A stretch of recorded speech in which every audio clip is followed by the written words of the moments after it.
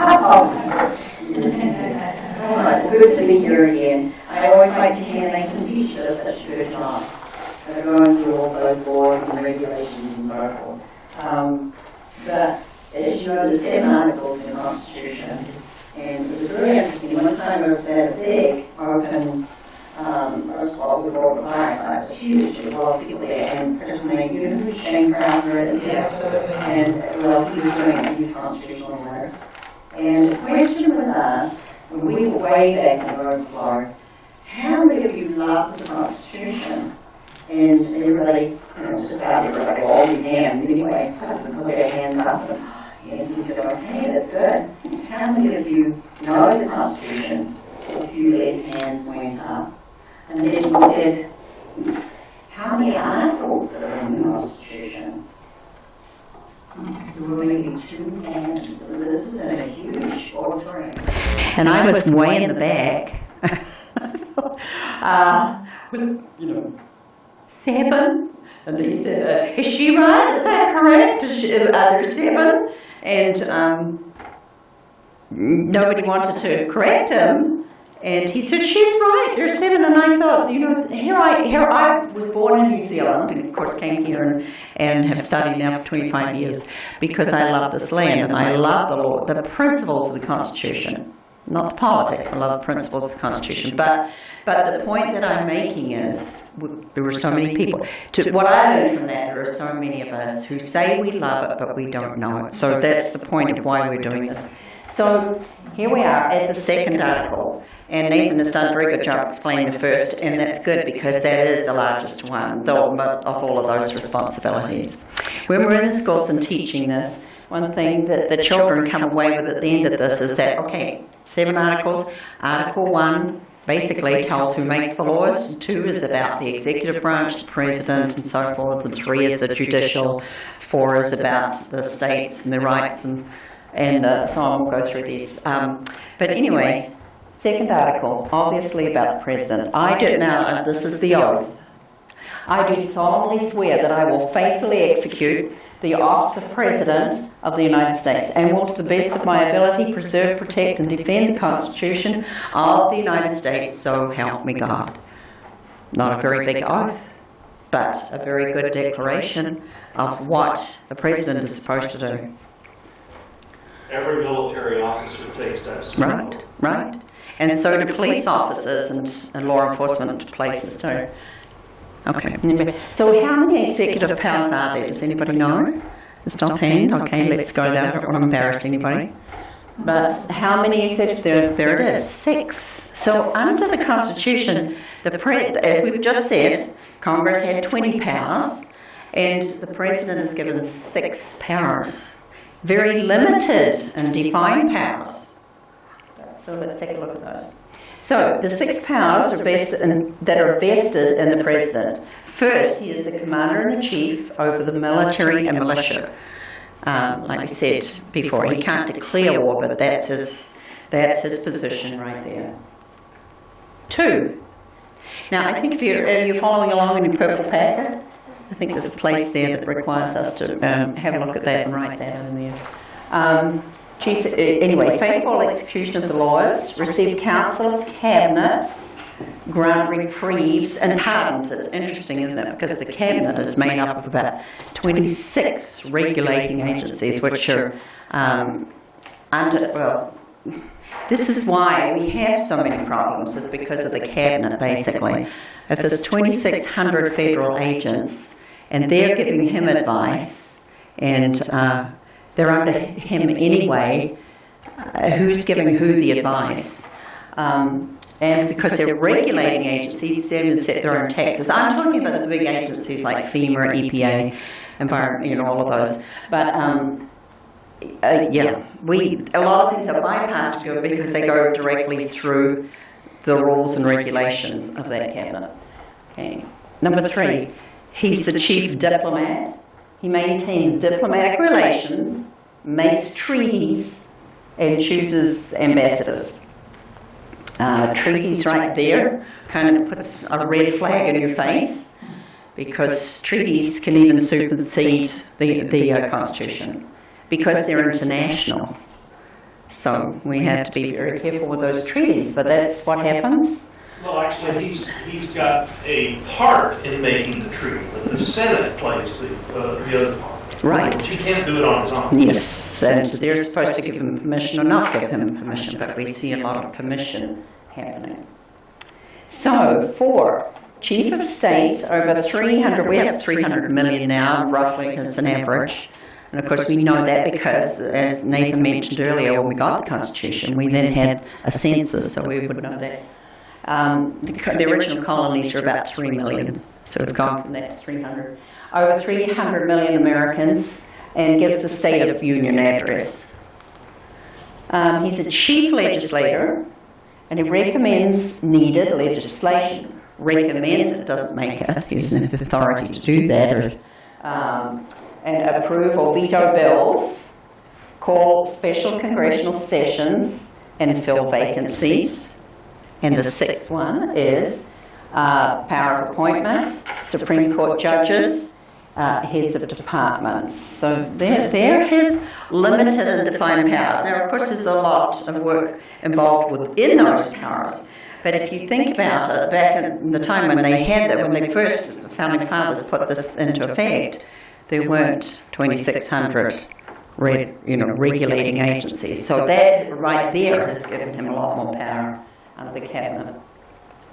Section 2 here, 6 defined powers.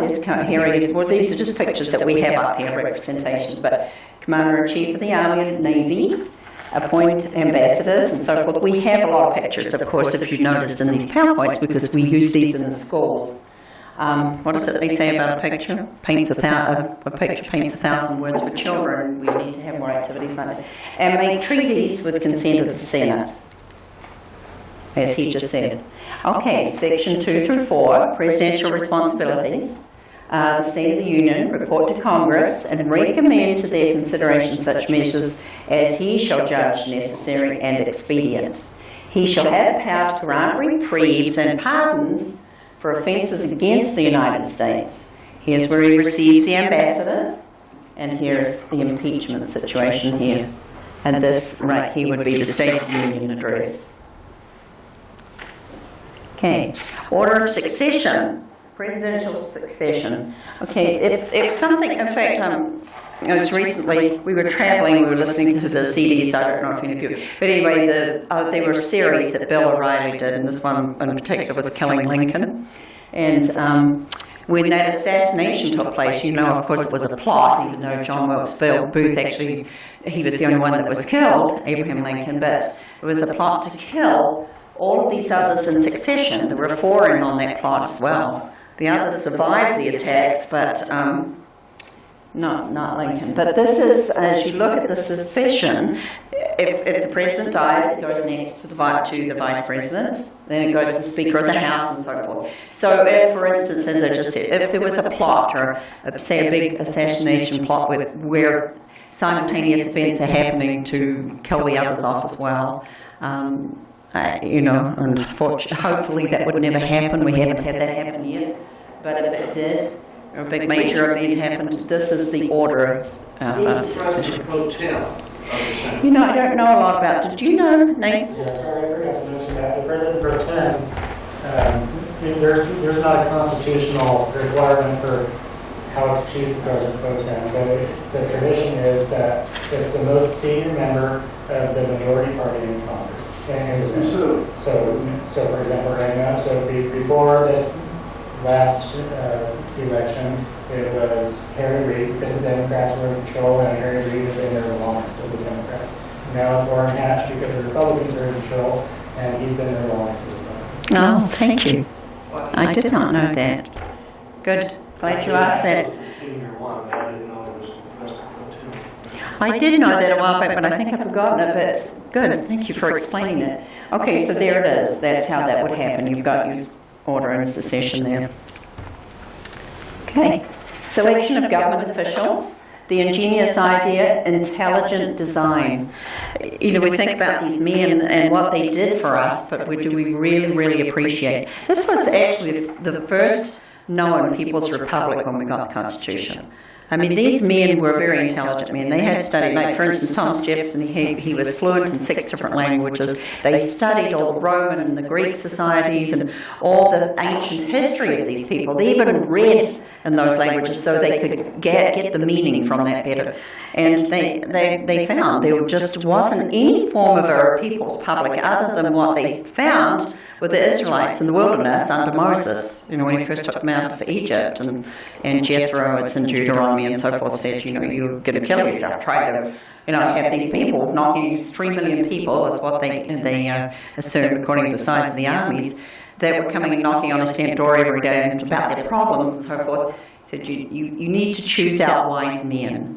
And then captains over 50s and 100s and so forth. But that was really the only form, and it wasn't necessarily a written law. The Constitution was actually a written law. So if you think about it that way and think what they were doing and putting together, and how, like we just said, like Nathan had just said, you just think of all of the things they thought of in balancing this whole thing. Oh, why don't we? Nathan's got to explain that part, but let me just... So anyway, here is how they kind of had this put together, and so that this whole system would work properly. The Constitution provided a complex constitutional representative republic. And you probably had this in some of the other lessons, but we are the youngest republic, but the longest standing. Did you get some of those with the statistics, like in France and Italy and so forth, and all the countries? There's over 200 countries, and there's 100. No, it's only about 200 actually. You'd think it'd be more, but it's not. It's 200. But there's over about 125 nations have a constitution that followed suit. But that doesn't mean they're still in that same government. They've over and over again. But so it's all in the interpretation thereof. But we are still working under that original one. That's actually a good sign. Yes. What proportion of those constitutions were republics? Well, most of them, the ones that when they first, like they overthrew their government, their tyrannical government, they put in a written law, a constitution, and so that would have been a republic. But again, it's in the interpretation. We have 3 factors that we teach the students in the school. There were 3 things that changed the United States, and I always hope that they'll always remember these 3 things. One was the founding fathers themselves. One was the Declaration of Independence that states the purpose of government, and the other is the Constitution itself, which are the laws of the land. And those 3 have worked well for us. Now, for instance, South America, when they went through their revolution in the early 1800s, they got a constitution similar to ours, just about the same. But the men in power did not let go of the power. They had the other part. They had their reasons for separation and independence. They had their laws, but they didn't have the men willing to give up the power. And I would basically say that that's why these governments have continued to go through this cycle of, where we have still, everybody under the Constitution is bound to the law, regardless of who they are. God, in the United States, they've just gone through its revolution and its early founding. France went through a revolution. Right. And some of our founders were over there, and and it made a big difference because of who our founders were and their established principles. Yeah. They didn't have that over there in France, and that's the reason things went so badly for them after the revolution. I believe so. In fact, even when Benjamin Franklin left Philadelphia Hall, a lady stopped him and said, Mr. Franklin, what kind of a government do we have? He said, you have a republic, if you can keep it. Because they knew it was going to take a virtuous and a moral people to do that. You have to be able to, it's like we're talking about, you have to show the responsibility if you want the freedoms, otherwise somebody's always willing to take those away and run it for you. So here's the electoral process, and Nathan's much better at explaining that than I am, so he's going to come up and do this part. Thank you. Okay, so the Electoral College, Now, I'm going to say all this with the asterisk that this was changed by the 12th Amendment, but for purposes of this discussion, we'll just talk about the way it was under the original Constitution. So each state appoints a certain number of electors. That number is dependent on how many representatives there are in that state. It's the sum of how many members of the House of Representatives you have and the number of senators.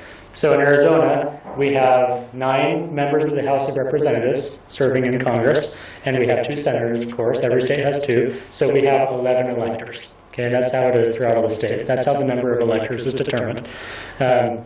These electors, they cannot be people, they cannot be in Congress already. There's a few requirements about who they can be. But anyway, these electors are appointed, and they meet, and they write down 2 names on pieces of paper, and you can't write down the same name twice. And then all these names are submitted and counted, and the person having the greatest number of votes becomes president. And the second place person becomes vice president. Okay, but So they write down 2 names. Mhm. Are the 2 names both for the office of president? Or do they write Yes. down 1 name for president and 1 name for vice president? And one was supposed to be in-state and one was supposed to be out-of-state. so the answer to your question is the former is the way it is under the original Constitution. The latter that you suggested is the way it is under the 12th Amendment now. So 2 names, both are for president. This is under the way it was under the original Constitution. The first place person becomes president, second place becomes vice president. But And if that's the reason you could have 2 people who hated each other, 1 Right. president, 1 vice president. Right. Yeah, you got the first and second place people, so you end up with John Adams as president and Thomas Jefferson as vice president, who don't want to talk to each other anymore. So Thomas Jefferson goes back to Virginia and ignores everybody for the next 4 years. The first place person only becomes president automatically if he has 25%, over 25% of the total number of votes. Okay. If nobody gets over 25% of the total number of votes, then the election will, then they'll choose the top 5 people from that list, the top 5 vote getters, and the House of Representatives will determine from there who becomes president. Each state having 1 vote in the House of Representatives. So Arizona, California, we would all have the same weight in the determination of who becomes president. Of course, this is all irrelevant now because of the party system, which doesn't allow, not that it doesn't allow, but just it doesn't happen anymore where it's possible for any person to not get more than 25% of the vote. So that's the way it was under the original Constitution, and we'll discuss next week how the 12th Amendment changed that. Thank you. Is that clear? Any questions on that? Can you, I won't be here next week, would you be able to email me that information? Sure. Well, let me just, it's not that complicated. I just kind of trying to hurry, but because of that issue of the first and second place, rivalry, the 12th Amendment made it, and this was an amendment passed by the same founding fathers, essentially, not very long after the Constitution. When they saw this didn't work, the 12th Amendment makes it so that there are separate votes. Each elector submits 1 vote for president and 1 vote for vice president, instead of just 2 votes for president. And then, in that case, 1 person will become president and 1 person will become vice president, and it always works out to where those people are the people who've decided to run on a ticket, is what that's turned into. Is it not the screen in Nathan? Would you, What's that? flip to the next screen? Oh, yeah. This is another. Yeah, so this just demonstrates how different states have different weights in determining who becomes the president. So, for example, in 2013, the California population was 38 million people in 7 counties, and they had 55 people in the Electoral College. Whereas you had to get all these states together, Montana, Idaho, Wyoming, etc., all these people together to get to the same number of electors. So it is weighted according to population, but also slightly weighted because of the issue of each state has the 2 senators, which each count for 1 elector. No wonder we're in trouble. The land of fruits and nuts is controlling most of it.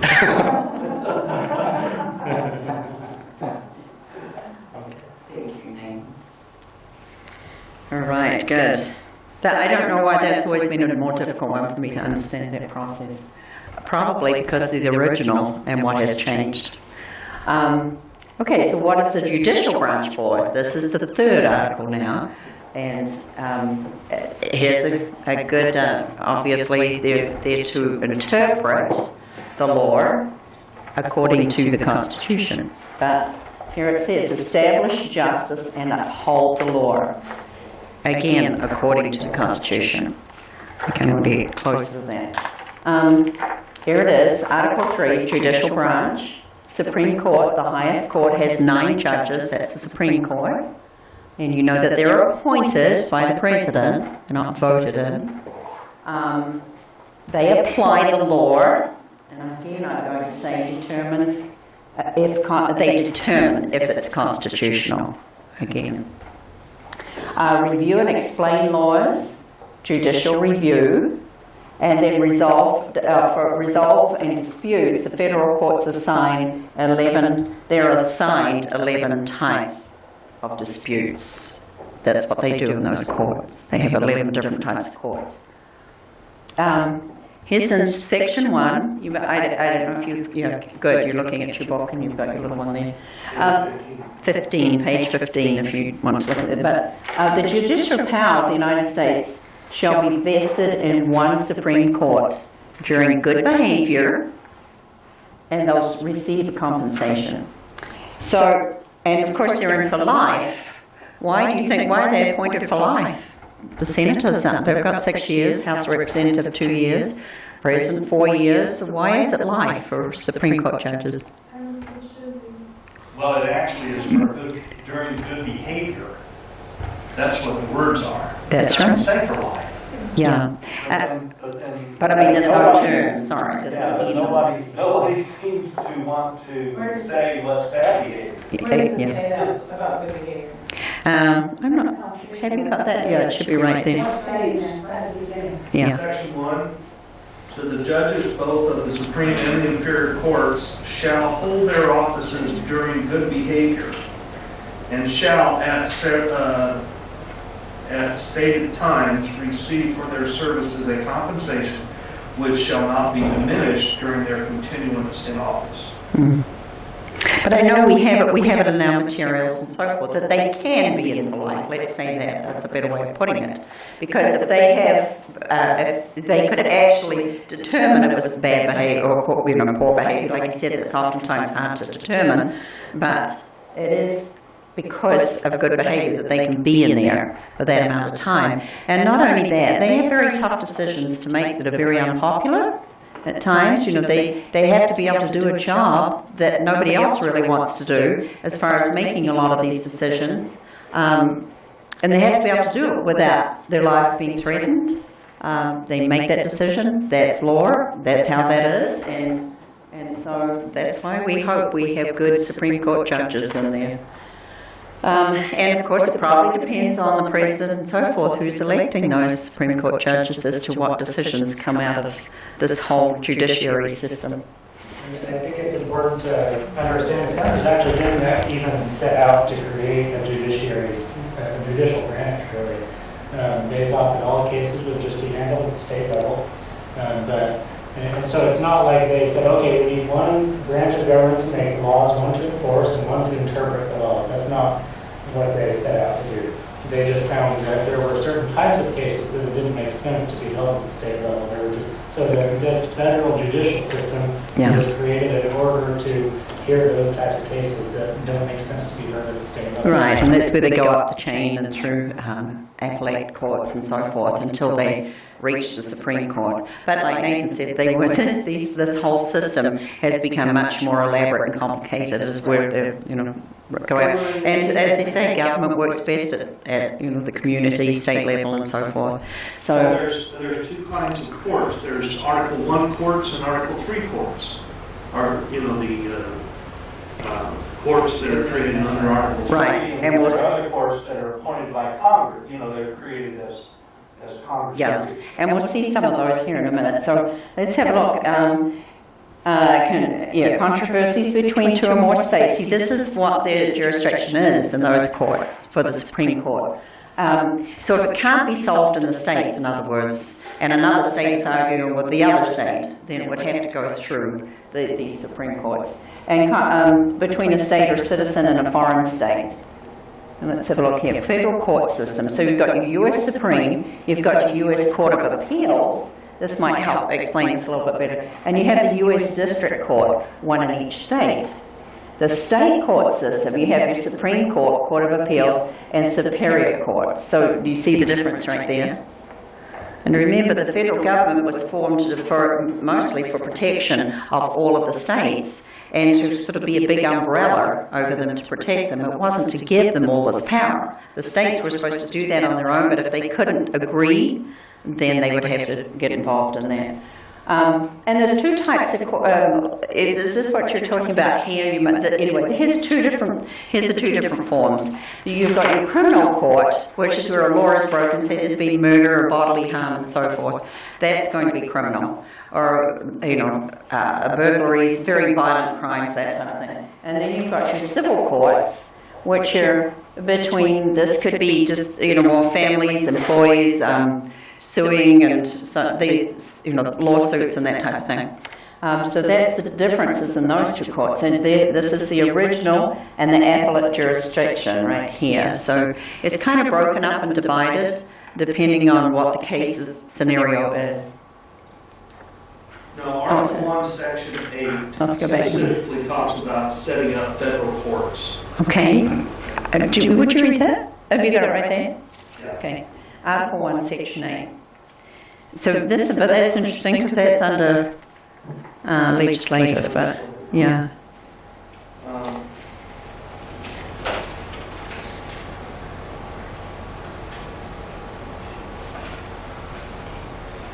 All right, on page 6, about 3/4 of the way down, it says to constitute tribunals inferior to the Supreme Court. To constitute tribunals. All right, so the creation of courts other than the Supreme Court, inferior courts, are referred to as Article 1 courts. Okay? So in other words, Congress has the power to create those courts and give them jurisdiction over what their powers are within the judicial system. Okay? But the Article 3 courts is what we're talking about, that has Under judicial. separate branch of government Yeah. that has limited jurisdiction on those types of cases. Yeah, because they can't make the laws, can't legislate the laws, but they're interpreting it. So anyway, what time is it, Nathan? Please, okay, yeah, I thought I was, right there, sorry, right in front of me. Okay, so we're on Article 5 and we have 2 more to go, so we'll just get through these very quickly and sum these up.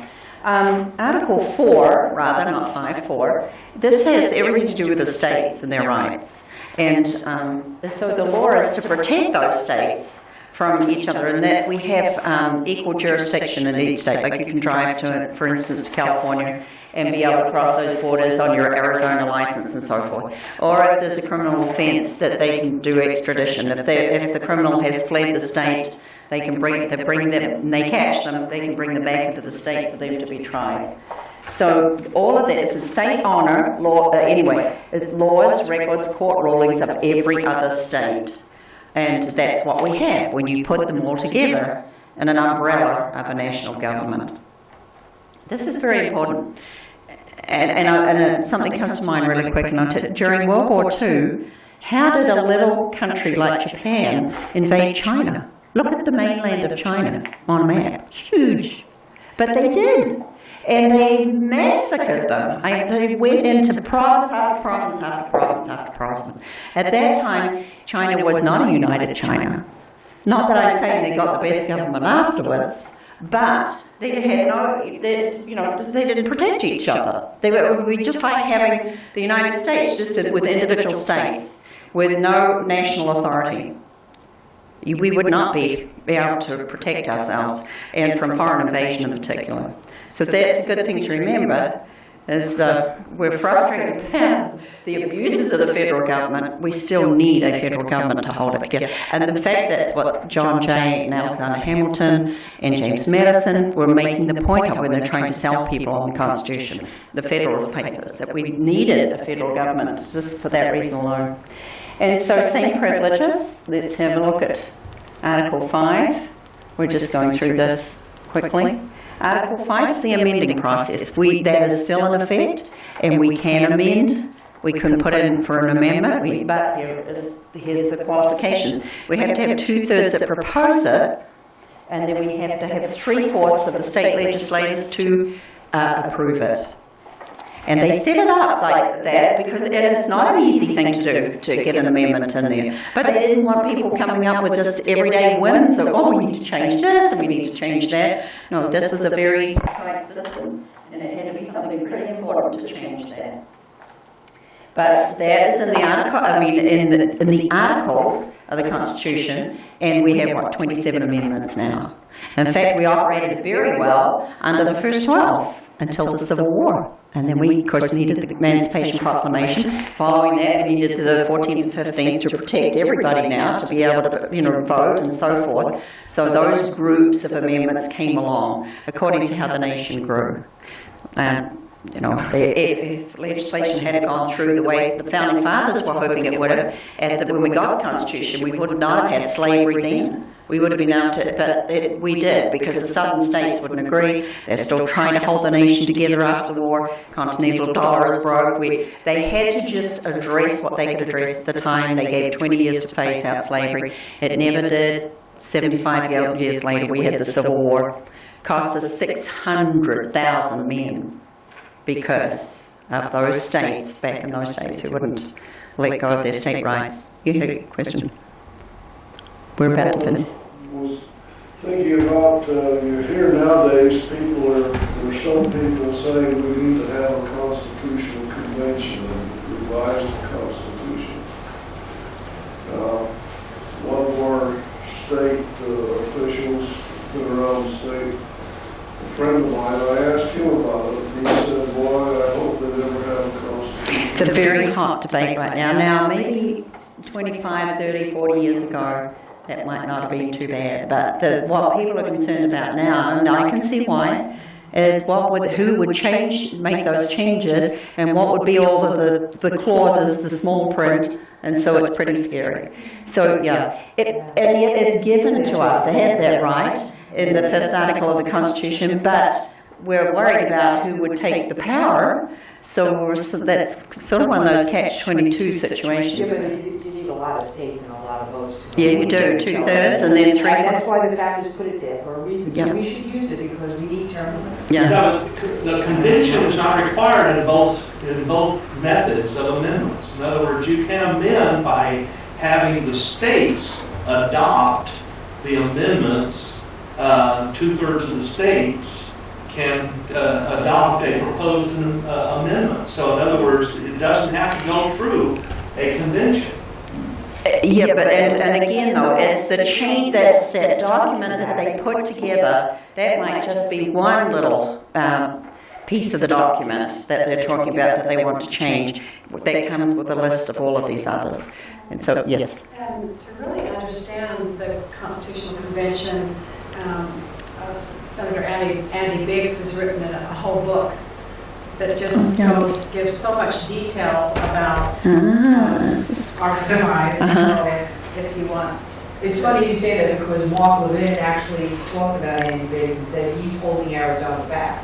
And he's declaring, and he wrote a book on the Convention of the States. Right. You read He's that, a you constitutional understand lecturer. Mark Levin and Jeff Beck, or Glenn Beck, have zero credibility. They are establishment people.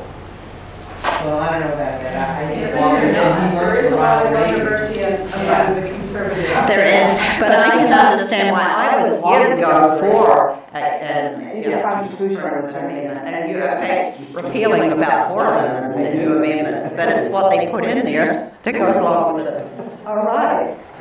So all other, here it is, the last one. All federal officials shall be bound by oath to support this Constitution. Now, this is a big thing because, like I said, this doesn't happen in the nations of the world where you've got, in general, it's rulers' law, not people's law. And so they wanted to make sure that everybody was accountable under the law, no matter who you were, rich, poor, whatever skin color, president of the United States or somebody lowly, that everybody's accountable under this law because we have a written law. And it only happened because we do have a written law.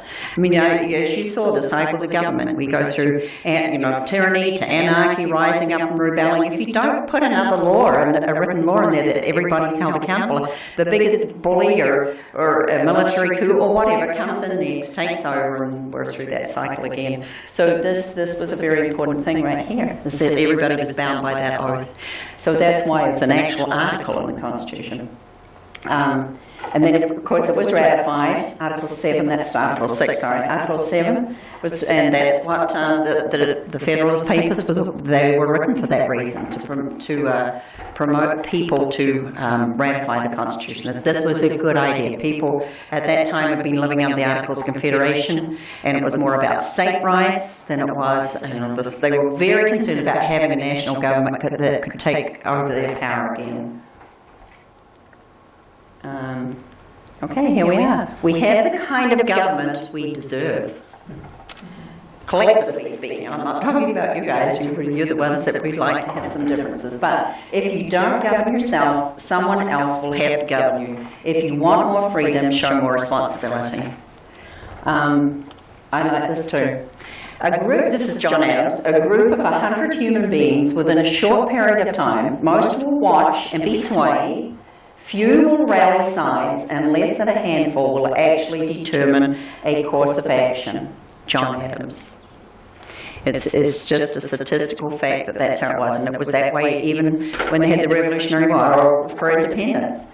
Some were for it, some were against it. That's the way it is.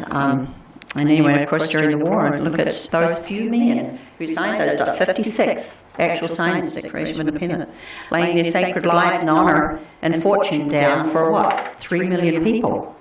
Because they knew the British, they would, of course, there was a war and others were killed too, but they were going to go after those ones that had their signature on there, and they did.